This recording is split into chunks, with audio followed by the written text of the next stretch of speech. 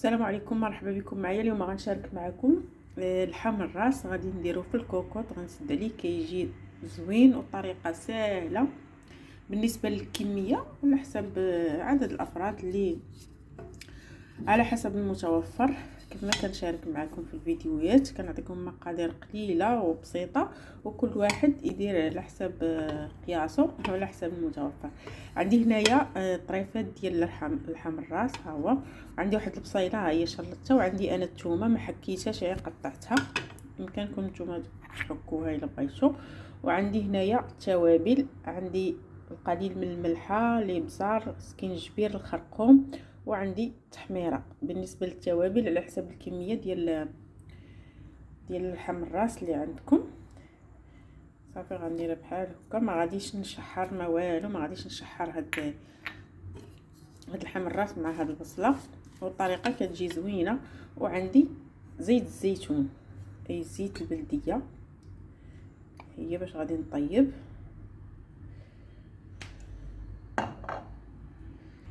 وغندير 2 كيسان ديال الماء، الكاس بقياس العنبه. غادي طيب لينا هاد اللحم الراس، ضروري تسدوا عليه بحال هكا كوع البصله، عاد باش ديروا لك كنتو بغيتو ديروا خيزو ولا بطاطا ولا. انا عندي هنايا بطاطا وخيزو قطعتهم بحال هكا، بالنسبه تقطعوهم كبار صغار المهم على حسابكم اللي بغيتو. انا قطعتهم بحال هكا، بحال ما كنديروهم مع التقليه مع الكرشه. دابا غادي نخلي هاد البصيله واللحم الراس تيطيب لينا اللحم الراس، وعاد باش غادي نزيد عليهم هاد عندي هنا بطاطا وحده وجزره وحده. ها هو غندير هاد الكاس هذا، بسم الله، قياس العنبه. غندير 2 كيسان. انا ما غنشحر لا بصله مع اللحم لا والو، ما غنشحرش هاد اللحم الراس مع البصله. غنزيد هاد الكاس الثاني، وكتجي زوينه، كتجي المريقه خاطره. يتبعوا الطريقه اللي عطيتكم. صافي دابا انا غنسد عليه تيطيب لينا اللحم الراس، حيت ضروري معروف اللحم الراس خاصو يطيب شويه مع البصله عاد باش نزيدو عليه الخضره. طريقه سهله كتجي بنينه.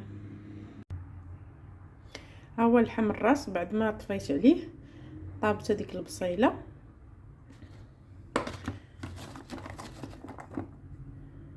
دابا غادي نزيدو هاد البطاطا وخيزو، كتجي زوينه. ما ديروش الماء بزاف، تبعوا الطريقه اللي عطيتكم وكتجي مريقه خاطره.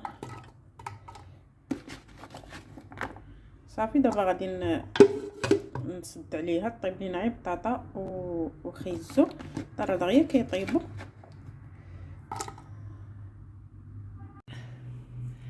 هذه هي المريقه، تتجي خاطره وتتجي زوينه ديال بطاطا وخيزو واللحم الراس، كتجي زوينه وبالصحه والراحه.